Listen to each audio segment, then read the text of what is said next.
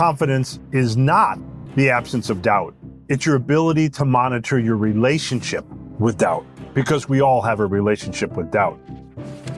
We all need that 10% occasional slice of external validation. But the problem is when that 10% goes to 100% of how you value yourself. The problem arises when you start chasing approval instead of authenticity. The problem arises when you begin focusing on winning love rather than giving love.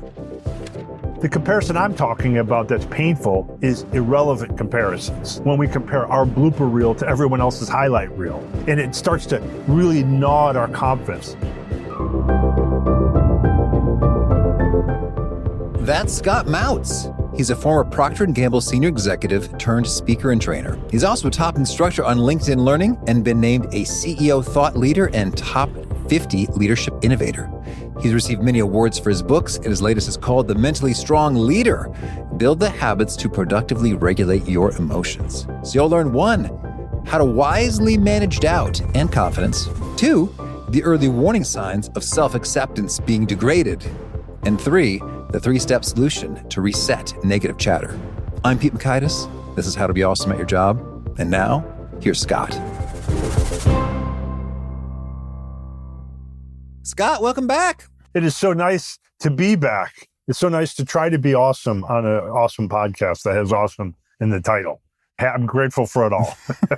Well, I think you're awesome at it, which is why you're back for a third time. So right on. Hey, you take what you can get. You got it going on. Yeah. Your latest piece here is called The Mentally Strong Leader.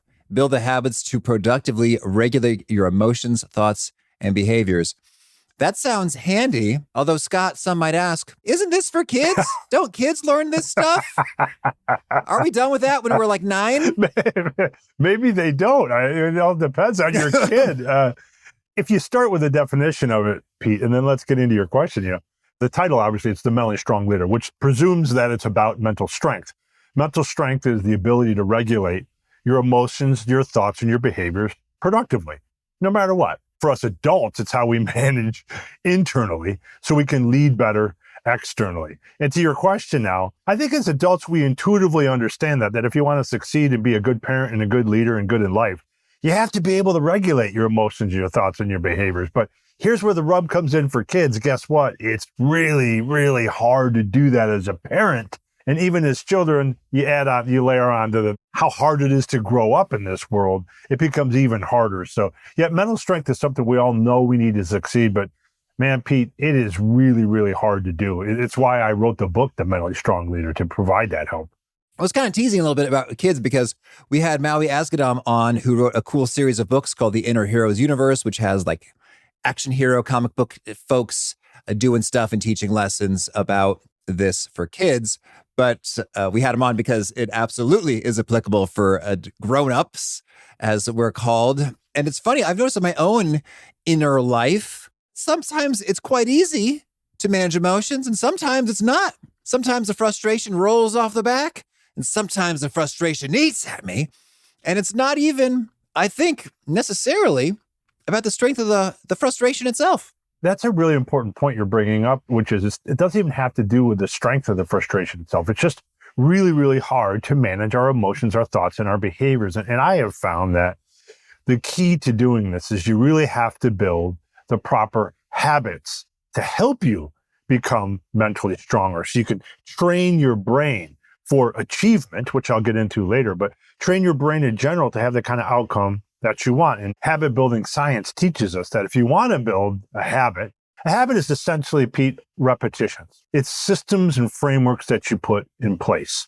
And in the Mentally Strong Leader, I've built in over 50 plus systems and frameworks to help you with that difficulty you're talking about. It helps you take that first small step to building the new habit to becoming mentally stronger. It helps you figure out what to do in moments of weakness when you can feel your frustration leaking out, even if it's not a huge frustration. Because of that, it's why the subtitle of The Mentally Strong Leader is Build the Habits to Productively Regulate Your Emotions, Your Thoughts, and Behaviors, because of the very nature of what you're talking about, Pete.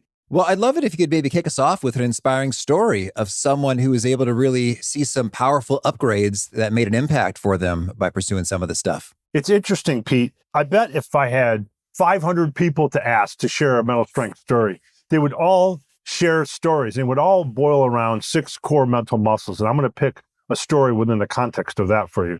But the 6 core mental muscles that make up mental strength are fortitude, confidence, boldness, decision-making, the ability to make a decision, to be decisive and make a high-quality decision, goal focus, the ability to stay focused on your goals, and even what I call messaging, the ability to stay positive-minded with your messaging, even in the face of supreme negativity. It's those 6 mental muscles that make up mental strength. So I have collected so many stories from so many people, but I'll share one quick story that focuses on the fortitude muscle. Because most often, when people think of mental strength, one of the things they might think of first is, oh, that's got to be fortitude. That's got to be resilience.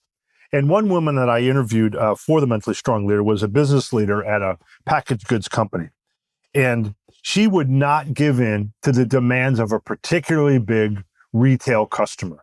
They wanted better service. They wanted lower prices. They wanted differentiated packaging. And if she gave up all that to the big customer, it would mean a short-term sales gain, and that would be great, but a substantial decrease in profitability over the long term. And so through a series of kind of really intense meetings, the retailer called her bluff and said, okay, you're not going to meet my demands, that's fine. You're out of distribution. And I won't share the company, I won't share the retailer for many reasons. But they said, you're done. And Sharon stuck to her guns. She said, all right. She got tremendous pressure to get that customer back, to grow business aggressively, to get them back and to say, hey, make amends, say you made a mistake. And she just wouldn't do it. It meant a 15% catastrophic drop in sales. And I remember she told me this story, Pete. You could see the tears forming in her eyes, that it wasn't an easy choice. And the pressure she was receiving from her chain of command to reverse the decision was brutal. But she refused to play the victim. She held tight, and she really started to exercise her fortitude muscle. She reframed the loss as a huge sales opportunity to grow with other smaller customers that were more strategic for them. Hey, forget this big customer, Sharon told everybody. Forget them. We are going to get that back and more by operating with people that are more strategically aligned with us. And so she kept reframing the opportunity over and over again. She would have tough conversation after tough conversation. She would really attack things with a problem-solving spirit. And despite everybody pounding on her, get this big customer back. She used her fortitude muscle and some of the tools that I teach in the book, The Mentally Strong Leader, to do that, to really, at the end of the day, grow her business even faster than she did without that big retail customer. And she never went back to them. Now, I happened to talk to her a few months ago, and the business is stronger than it's ever been and more profitable. And it had a lot to do with her and her fortitude muscle. That is beautiful. And I like that story on so many dimensions, because it's not life or death. Right. I mean, you said a 15% drop in sales, and it's funny, depending on your point of view, you might gasp, like, oh dear. But the other hand is like, all right, well, forget fortitude, go get it. No one's bankrupt. It sounds like there are brutal layoffs harming everybody. But as a business owner, if I were to get a 15% drop in sales, I would be quite troubled by it. And she persisted. So it's not catastrophic, and yet it does feel very uncomfortable, particularly when you've got folks piling on you from all sides, and you can sort of see it in the numbers right there. And it takes some real faith in terms of, it's like, yes, right now we are making far less revenue. That's just very clear. However, I believe there's something that we can do that will be even better. And so it's like, well, hope you're right. That's an unpleasant spot to be in. Okay, well, so then tell us, if there's 6 big mental muscles here, can you maybe give us a quick definition of each of the 6? Yeah, sure. Okay, so of course we have the fortitude muscle. And I think, Pete, fortitude is probably the one that most easily defined for themselves, right? It's our ability to push through challenges onward to achievement. In the face of adversity, you don't let it get you down. You keep pressing forward, right? Fortitude, that's the most obvious, biggest mental muscle that people first mention. The second is confidence, which is probably exactly what you think it is, with one exception. Confidence, the definition of it, is not the absence of doubt. It's your ability to monitor your relationship with doubt. because we all have a relationship with doubt. The boldness muscle is probably exactly what you think it is. Boldness paves a direct pathway to growth, and it forces us to push our thinking, to get out of grooves, to press past discomfort. And boldness is a huge part of mental strength, as is messaging. Now, as a leader, as I often like to say, people are always taking cues from you, Pete. You live in a fishbowl. People are always rapping on the glass to see what you're going to do next, especially in times of adversity and negativity. The messaging muscle is all about, as a leader, staying positive, even in the face of negativity, staying engaged, even when your brain is elsewhere, so that you send the right positive message to the troops and that they take energy from that message rather than the alternative. There's two more mental muscles. There's decision making. And I think the best way to explain this is to say that emotion and bias and undisciplined thinking are all enemies of good decision making. And self-regulation skills like mental strength are really required to be decisive and to make high-quality decisions. So decision-making is a huge part of mental strength. Another mental muscle is goal focus, meaning the ability to really set aside wayward thoughts, emotions, and anything distracting you from the goal at hand and getting back to focusing on what's going to make the biggest difference in moving things forward towards your goal. So there you have it. Fortitude, confidence, boldness, messaging, goal focus, and decision-making, the 6 mental muscles of mental strength that also equate to the highest level of achievement. All right. Well, let's talk about our relationship with doubt, shall we? We shall. I have a tool in the book called the Doubt Continuum, Pete, and I'm getting tremendous feedback on this tool already. And then I'm going to talk another tool afterwards on confidence, but it's helpful. I want your listeners and your viewers to think about this thing that I call the Doubt Continuum. It's a tool in the confidence chapter of The Mentally Strong Leader. And think about the continuum with 2 ends, and on either end are danger zones. On one end of the doubt continuum is overconfidence, right? You're blowing through red light signals. You operate in a vacuum. You don't think you need help from anybody. You just keep doing your own thing. You're operating in an echo chamber. That's not good. That's the opposite of self-doubt. You're way too confident. The other side of the scale is also a danger zone, which is where you're paralyzed by fear. Doubt has overcome you to the point where inaction sets in and fear takes over and you have a hard time making a move of any kind. In the middle in this continuum are 2 areas where you want to be, either perfectly confident, where you have the right balance between gut and data to inform your decision-making, between experience and just taking a risk and going for it. Or also in the middle is where you learn to embrace healthy doubt. This is where you learn to park those doubts that you have in the backdrop.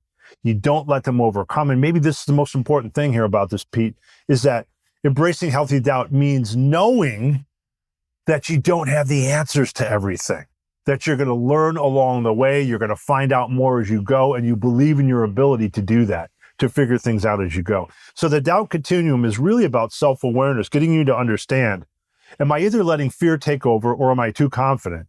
How do I sit in the middle and either be perfectly confident or embrace and work with doubt in a way that's productive and healthy, right? Does that continuum make sense? Yeah, that is very good, really good. And I think about that overconfidence reminds me of one of my favorite quotes that I really resonate with, which is from former U.S. Secretary of Treasury, Robert Rubin, who said, "Some people are more certain of everything than I am of anything." And I think that those people are in that overconfidence zone, and it's dangerous because this is just one of my, I don't know if you call it a pet peeve or one of my things lately, is I'm sort of astounded by the confidence at which people say certain things. It's like, do you have a crystal ball that predicts the future? Have you ever been wrong or experienced the emotion of surprise before? Because I am amazed that you are so sure that it's going to work out just the way you predict. It's right, Pete. Isn't it why we have a hard time even agreeing on the facts in today's society? Oh, yeah. Right? Because of that. Because we're very confident about our own facts. Yeah, that's right. Or our theories. We think they're facts, but they're really hypotheses, perhaps we should say. And so I think that's really great, a really great tool right there to know that a lot of us are operating in a danger zone. So the Dow continuum is really handy in terms of if you are super confident all the time, you are in fact in a danger zone. And if you're avoiding something, that is a variety of fear paralysis that has you. So help us out, Scott. If we find ourselves in one of the extremes of the continuum, what should we do about it? Yeah, there's another tool that kind of goes along with this. It's a kind of partner to help you on the confidence front. So if you're on either side of the scale, you're obviously trying to get to a place where you can embrace healthy doubt. You can't do that until you have greater self-acceptance, Pete. So there's a really powerful tool that's a partner to this in the mentally strong leader to help you build your confidence that I call the self-acceptance scale. Now I want you to think about a different scale, Pete. On one side of the scale, visually, picture this. You have this term called self-acceptance. It's nirvana, right? This is the highest form of self-regulation, where you're not allowing unpleasant thoughts and emotions and behaviors to be unproductive in your life. You're regulating yourself in a place where you accept all that is true about you. You're in a place of self-acceptance. That's where you want to be on the spectrum, on the self-acceptance scale. Now, on the far right of the scale, and we're going to talk the in-between in a second, on the far right is the opposite of that, which is what I call imposter syndrome. This is where you're not accepting your skills and your accomplishments. You downplay them. You question how you got to where you are. It's the lowest level of self-regulation because you're allowing unproductive emotions and thoughts and behaviors make you question. You're allowing them to question who you are. Now, in between, there are degradations of self-acceptance that happen along the way. And the point of this scale, Pete, is to help people increase their self-awareness of what happens when I'm in a space of self-acceptance. How do I start to erode myself over time, all the way to the point where it can be as bad as imposter syndrome? And it starts with self-awareness, knowing the points on the scale. The first point to the right on the scale of self-acceptance, that first degradation in confidence, is approval seeking. When you start to chase the approval of others, when you start to chase approval instead of authenticity, being the authentic you, that's the first sign that you're not really accepting yourself. You need others to tell you that what you're doing is okay. The next degradation is when you start to compare to others. Sometimes hear that the only comparison that matters is to who you were yesterday and whether or not you're getting better each and every day. And yes, of course, Pete, some comparison is good. I'm sure you compare yourself to other podcast hosts and say, oh, he or she is doing this and I could do that to be even better. And that's good. The comparison I'm talking about that's painful is irrelevant comparisons, like on social media, when we compare ourselves to some model version of some other person, when we compare our blooper reel to everyone else's highlight reel. And it starts to really gnaw at our confidence when we assume that that person in social media got to where they are because of circumstances that were perfect for them, or because of how skilled they are. And I'm not there because of all the bad things about me. Then the next degradation is negative inner chatter that kicks in. We start to beat ourselves up, forgetting that sometimes the enemy is the internal me. One last degradation, and then I want to get your reaction to all this. One farther point over on the scale is when we actually stop and say and believe, Pete, I'm not enough. And I want your listeners to hear this. And if you're viewing this for any clip, I want you to look in the camera when I say this. You are enough. And you don't have to take on everything by yourself. And so the self-acceptance scale helps you to understand and raises your awareness of all the ways our self-acceptance degrades over time. The more aware you are of these, the more equipped you are to resist each and every one of them. And you're better suited to be self-accepting. You're better suited to overcome doubt. You'll be more confident. That's a lot. Does it make sense? That's good. That's good. Well, Scott, I love this in that we're talking about self-acceptance and we talked about a scale. Or you said degradations. I think he's meant gradations. But it is a degradation. Yes. It is the degree to which it has been degraded. Yes. And it is also a gradation in terms of where along the scale are you on that journey. So first of all, and it's funny, and for me personally, it's kind of volatile, Yeah. Like there's some days where boom, total self-acceptance. Awesome. And then other days where, yeah, I do want approval or winning or beating, in competing in comparisons. And so it's intriguing how, and I don't know what's behind it. It's just like not enough sleep or what is behind the volatility. So I'll ask you that first. What are some of the drivers that make it such that on some of these things we have good days versus bad days? Like what are the variables, the X factors behind the scenes? A lot of what my research has shown me on this front, Pete, is, first of all, a lot of it has to do with the human story. First of all, the fact that every day won't be consistent. Always playing in the background is this some level of self-doubt. And people are always surprised when I say confidence is not the absence of doubt. It is. I can tell you, I've interviewed, I can't even count the amount of people I've interviewed for the Mentally Strong Leader. And I could tell you, even the most confident executives that I talk to will not tell you that they never experience doubt. It's there. It's how you manage it. So this human experience means doubt is always parked in the backdrop. So it's natural for it to surface in multiple ways over time. And we forget that. We think the human experience needs to be the absence of doubt, that Pete Mockaitis never has a bad day, that he's always fully self-confident. But if that was true in your mind, Pete, I would say you're probably lying to yourself, because the human experience is not that. It is to experience the peaks and the valleys. Now, you layer on top of that the environment that we're exposed to every day, the social pressures that we're facing, the fact that we have a hard time even agreeing on what the facts are anymore, the fact that there's more distractions in our universe than there have ever been, the fact that there's more social tension around the planet, and a lot of more and more things to worry about. It all adds to this quiet addition to doubt about other things that makes it only natural, Pete, that you're going to have those kinds of days that are ups and downs. You just need the habits and the systems and the frameworks to help you better self-regulate them, not to eliminate them, right? Mental strength is not about making emotions disappear. It's not about necessarily minimizing your emotions. It's about better managing your emotions, your thoughts, and your behavior. Yeah, I like that, not minimizing, but managing. And so to that end of volatility, it's funny, with that message of you are enough, sometimes if I hear that, I go, yeah, right on, thank you. And other times my response is, enough for what? So lay it on us, Scott. What do you mean by you are enough? When I say that, it's more of a self-evaluative term. I'm not saying you are enough to be an Olympic gold athlete, Pete. You are enough to be the best podcaster on the planet, Pete. You are enough to be the best partner to anyone in life, Pete. I'm not saying any of that. Oh, I like this because I keep coming. Yeah. Am I approval seeking right now? Yeah. You're going to cut all the rest of that out and just play this part over and over and over again. What I'm really saying here, Pete, is you are not a complete human being, but where you are in your journey is 100% okay. And I don't want to go so far as to say it's exactly where you should be right now, because only you know that. But what I'm saying, when I say you are enough, is to understand that you're an imperfect being, and that's okay. And that you don't have to be everything to everyone all the time. It's okay to focus on the universe, Y-O-U, universe, and not the universe all the time. It's okay. Where you are in your development is right where you should be as a human being, perhaps. At least we can allow that of ourselves, and not to think about you are enough compared to any other external standard. Okay, thank you.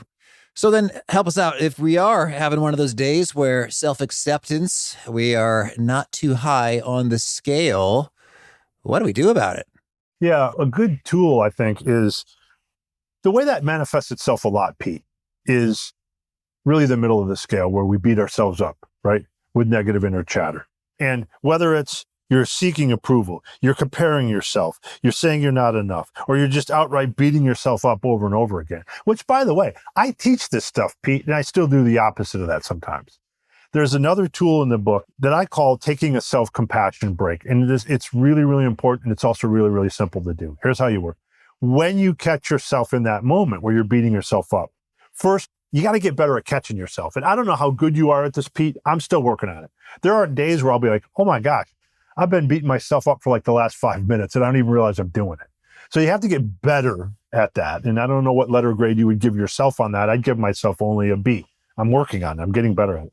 In the moment, though, that you realize that, there's kind of 3 steps you take. First of all, stop beating yourself up for beating yourself up.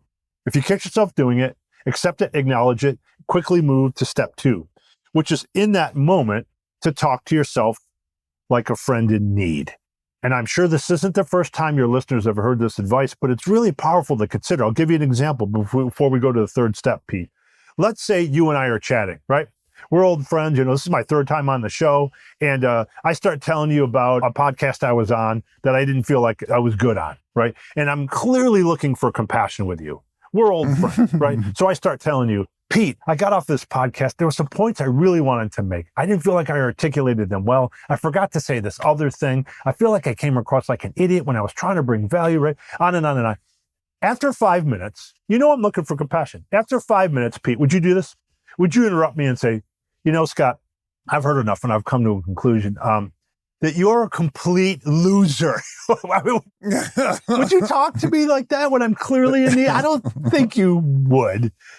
So it begs the question, why would you talk to yourself that way? Ever? Yeah. It's not productive. Well, and Scott, what you're surfacing here for me now is sometimes I can be too quick to jump to solutions. Yeah. Yes. In terms of, I'm like, well, Scott, what happened one time is I actually had a guest who thought they did a bad job. And they said, hey, Pete, I don't think I did a good job. Could we do a do-over? And I said, hey, thanks for asking. Sure, we can. So anyway, there I am. I'm sort of, you're looking for compassion. Yeah. And instead of offering you problem solving. But I think the funny thing is I can do that to my own self as well. Absolutely. Absolutely. And oftentimes that problem solving thing is something that I do, Pete. I have others that will tell me, hey, dude, I'm not looking for you to solve this. I'm just looking for you to listen. And, sometimes we'll interrupt with that because it's easier for us because we feel uncomfortable in what they're sharing with us. And we want to make it easier for us when all they really want is just to feel heard. Right? Yeah, absolutely. And so in that moment, it takes you to the third step in this, which is to remember the 90-10 rule. And it's based on an article I wrote that went crazy viral a few years back. And the 90-10 rule is simply this, Pete. This is the third step in the self-compassion break. It's to remember the ratio for how you should value yourself on any given day, which is to say it should be based 90% on self-worth, 10% on assigned worth. How you value yourself should be based 90% on self-worth, self-appreciation, self-love, self-respect, self-acceptance, 10% on assigned worth. What others think of you, that occasional slice of external validation that we all need. The problem arises, Pete, when in our minds, in our formula, that 10% external validation rises to 90, 100% of who we are. And people say, well, Scott, shouldn't you be teaching the 100-0 rule, though? That 100% of how you value yourself is based on what you think. And I think that's a nice theory, Pete. I don't think that's the way it works in life. We all need that 10% occasional slice of external validation. But the problem is when that 10% goes to 100% of how you value yourself. The problem arises when you start chasing approval instead of authenticity. The problem arises when you begin focusing on winning love rather than giving love. And when you remember that 90-10 rule, it really helps to round out and think like, you know what? I'm going to stop that negative inner chatter because it's not servicing me in the way that I need to. I need to get back to a place of 90% self-worth, self-appreciation, self-acceptance, and self-love. And I have been told many times, Pete, that it's a very powerful tool, a very powerful process for helping folks that need to get past that negative inner chatter. And what's interesting is, as I think about my own negative inner chatter, it's almost never super intense, super dark stuff. Although I've come to learn that it's actually quite common in the human condition. It's just like you're such a worthless, stupid loser. Like, it's very sad that there's a lot of inner chatter like that happens. And if that's any listener, I'd recommend you take a look at that and work on it because it can be really transformational. I'm thinking about Peter Attia's book, Outlive, a very powerful section about emotional health, in which he shared some of his practices there that I found touching. But my negative self-talk is more like, I'm just not up for all of the stuff I gotta handle today. It's too much for me today. And I don't quite know what's the optimal self-response to that. Because sometimes like, oh, come on, Pete, we can do this. Come on, let's do some Rocky music. Let's do some, I don't know, Tony Robbins power moves. Oh, come on. Oh, let's get after it. Yeah. And sometimes that works, the psych up. And then sometimes like, oh, well, maybe let's just take a nap. Sometimes that works. And sometimes neither of those work. But I want to hear the Scott Mautz approach. What if I told you if you change one word in your thinking process, it can make a world of difference? Oh, I love it. Lay it on me. I've proven this to work. And it's very specifically for exactly what you're talking about, Pete. One of the most common forms of negative inner chatter is like, oh my God, my duties, they're getting me down. There's so much to do. I am not in the mood to do all of this stuff today. I understand my job is this and I get it. Ready for this, Pete? Try this trick. I promise you it really works. I do it. I do this all the time. I think, okay, Scott, I don't have to do this. I get to do this. And the one word reframe is incredible. And I'll give you an example. Part of my life is to travel around the world as a speaker, an author, a trainer, a workshopper. And I was in the airport not so long ago on a layover. And travel is the one part about what I do that I cannot stand. Mm-hmm. And I was feeling really down, Pete. I was in Denver airport and the flight was delayed. It was going to be a 5-hour flight. I was already in a grumpy mood. People were being, people the way they can be in airports when flights are delayed. And I didn't feel like getting on the plane. I just wasn't in the mood for this. And I remember thinking, wait a minute, Scott, you don't have to do this. You don't have to go get on a plane. You get to do this. By me getting on the plane, that would mean very shortly, within 2 hours of landing, I would be able to be on a stage in front of, in this case, thousands of people sharing insight, sharing something that I learned, and it happened to be a talk about mental strength from the book, The Mentally Strong Leader. And it can really help, Pete, if you just stop to say, it's about understanding the privilege and what you still get to do. And it puts the thinking, I get to do this versus I have to do this, flips it very quickly to the things that you can appreciate about what you're doing and bring you back to the purpose of why you're doing it to begin with. Scott, that's good stuff. Well, there's a whole lot of goodies in your book, and I like how you're just surfacing the tools everyone tells you they love the most. So, Scott, can you give us one more? Dealer's choice, whatever you're feeling. There's one other tool that I want to share that, I don't know, may or may not surprise you. It's not about any one of the 6 mental muscles per se, but it's an overall tool, which is the mental strength self-assessment that is a part of the book, The Mentally Strong Leader. And it is a 50-question questionnaire that you take. It takes you about 15 minutes of quiet self-reflection and introspection. And when you're done with that test, and I have worked with a data scientist to build the test to make sure it correlates as tightly as it can with mental strength. When you're done with the test, it gives you an overall mental strength score. And then you'll find out which tier do you score in for mental strength. There's 4 different tiers, all the way from novice, you're just learning about the idea of mental strength and building, all the way up to you're a beacon of mental strength. Other people draw from you because of your mental strength. And then there's the in-betweens. Besides the mental strength score, it also gives you a score for each mental muscle. So you'll know, oh, wow, my fortitude isn't quite what I thought. My boldness isn't where I want it to be. My decision-making needs to be stronger. And then as you can build accordingly your own customized mental strength training program, which is important because when you go to the gym, Pete, you don't go to the gym to work every muscle all the time. It would be a 19-hour workout every day. Wednesday's leg day, Thursday's, arm day, Friday's back day, whatever it is. With understanding what muscles you need to work on, you can choose over time where to pull the levers and where you want to level up in your mental strength. And the mental strength self-assessment can help you to do that. Okay, and to take that, how do we proceed? Well, a couple of things. Of course, obviously you can get the book, The Mentally Strong Leader, which you can find at scottmautz.com. But I also put together for your listeners a gift. If they go to scottmautz.com/mentally strong gift, you can download the mental strength self-assessment for free. It's actually a 60-page PDF that not only includes the assessment with all 50 questions, it also has prompts in there to help you get the most out of the book, The Mentally Strong Leader. So if they go to scottmautz.com/mentally strong gift, you can get your hands on the mental strength self-questionnaire to help get you primed up to get the most out of the book, The Mentally Strong Leader. Well, thank you. Free stuff. We love it. Free stuff is a good thing. Big thanks to Scott for sharing his wisdom with us. And big thanks to our sponsors. Check them out. Well, now could you share with us a favorite quote, something you find inspiring? Yeah, I really believe in this thought of chase authenticity, not approval. I find that to be very, very important to me. And I also like the quote from Eleanor Roosevelt, who said, "No one can make you feel inferior without your consent." All right. And a favorite study or experiment or bit of research? Well, very quickly, I did a study for the Mentally Strong Leader. It took me quite a while to complete, but I asked over 3,000 executives a single question.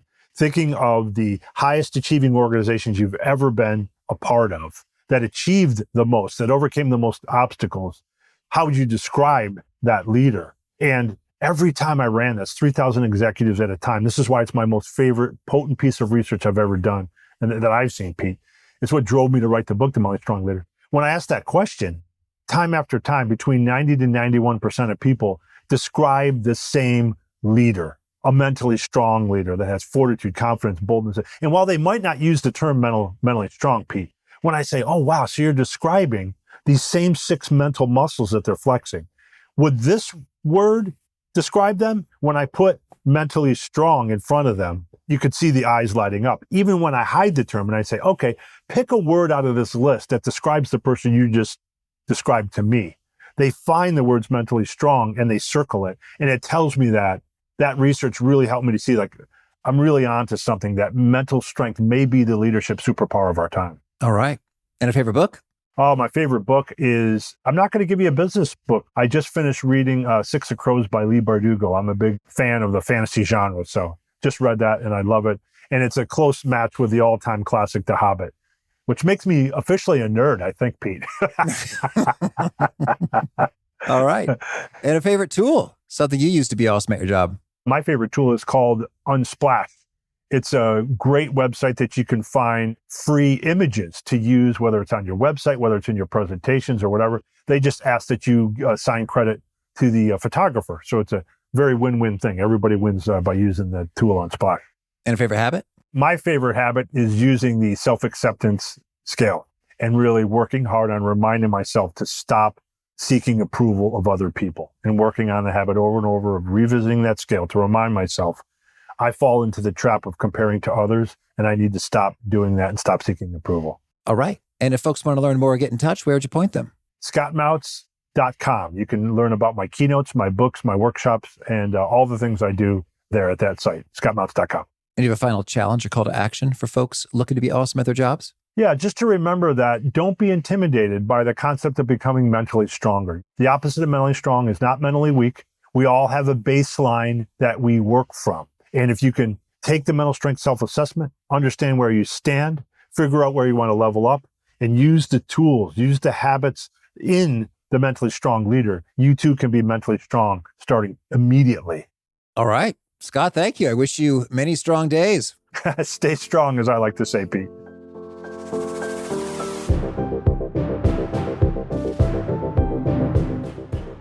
I love what Scott had to say about those gradations of degradation.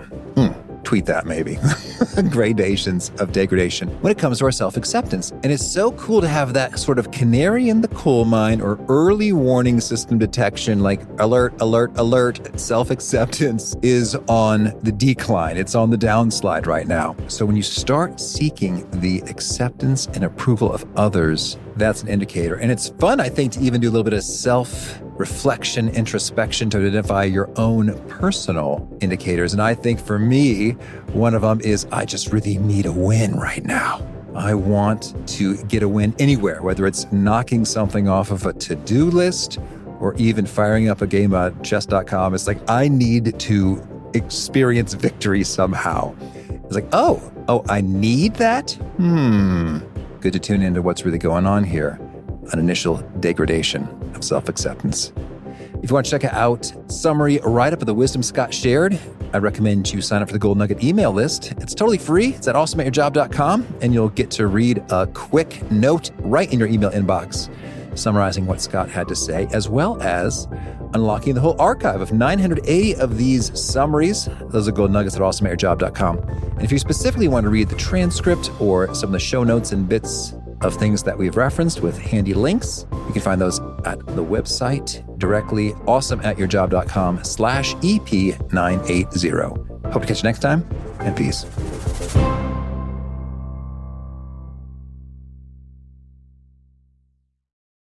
People are driven by the search for better. But when it comes to hiring, the best way to search for a candidate isn't to search at all. Don't search, match with Indeed. The hiring process can be slow and overwhelming. Simplify hiring with Indeed. Indeed is your matching and hiring platform With over 350 million global monthly visitors according to Indeed data, and a matching engine that helps you find quality candidates fast.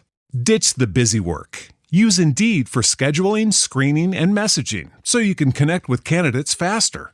Join more than 3.5 million businesses worldwide that use Indeed to hire great talent fast.